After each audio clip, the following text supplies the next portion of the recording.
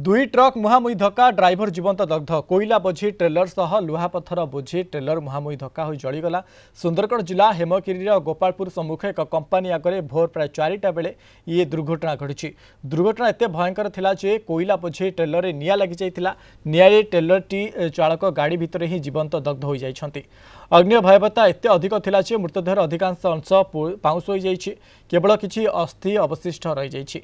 तेबे हेमगिरी पुलिस और अग्निशम विभाग घटनास्थल में पहुंची उद्धार कार्य करिसेंती। तेबे दुर्घटना केमिति घटिला सेने अधिक तदंत जारी रखिछि पुलिस। पप्पू प्रसाद सिंह सुंदरगढ़ रिपोर्टर आम सहित फोन लाइन में जोड़ी। पप्पू प्रसाद विलंबित राति रे ट्रेलर रे निया लगी जाइछि, जीवंत दग्ध हो जाइछंती ड्राइवर जनक केउ भली परिस्थिति रे निया लागिला पूरा अपडेट करोछि पप्पू।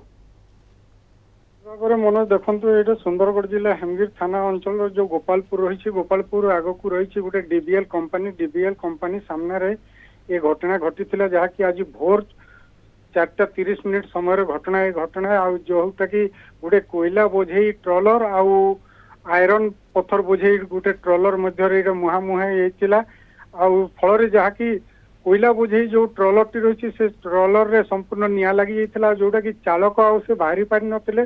चालक मध्य जहाँ कि 80 ରୁ 90% जली पड़ी शरीर पूरा पाउंस हो जाइथिला। घटनास्थल को देखिकी अग्निकांड एभलिया होइथिला जहाँकि पूरा अनायत रही। स्थानीय लोके नहीं कि खबर देला पर पुलिस और अग्निशम बाहिनी पहुंची निया को आयत्त करथिले, किंतु चालक जनक जो रही से संपूर्ण जीवंत दग्ध हो जाइथिले। मनोज ओके जीवंत दग्ध हो जाइछंती चालक जनक। तबे ट्रक र नंबर किसी जना पड़छि कि ट्रक टी केउठारे एवं केउ मालिक र बोलिका सेतार कौन ए पर्यंत सठिक तथ्य मिली नहीं, किंतु पुलिस जो रही हेमगिरी आईएसपी संगे आम जोगाजोग करथिलु, किंतु तदंत जारी रही।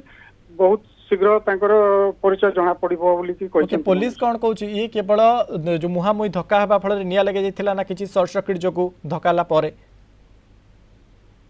ना जहाँ किसी सूचना मिली आम पाखे जे मुहांमुही धक्का हैला परे जाइकि ही नियाटा लागिथिला आउ नियाटा संपूर्ण ए भलिया गोटे भयावह माने अग्निकांड घटिथिला जहाँकि अनायत रहिथिला। मनोज ओके नियाती अनेक धन्यवाद आमको अधिक सूचना दौले। पप्पू प्रसाद सिंह सुंदरगढ़ रिपोर्टर संपर्क में।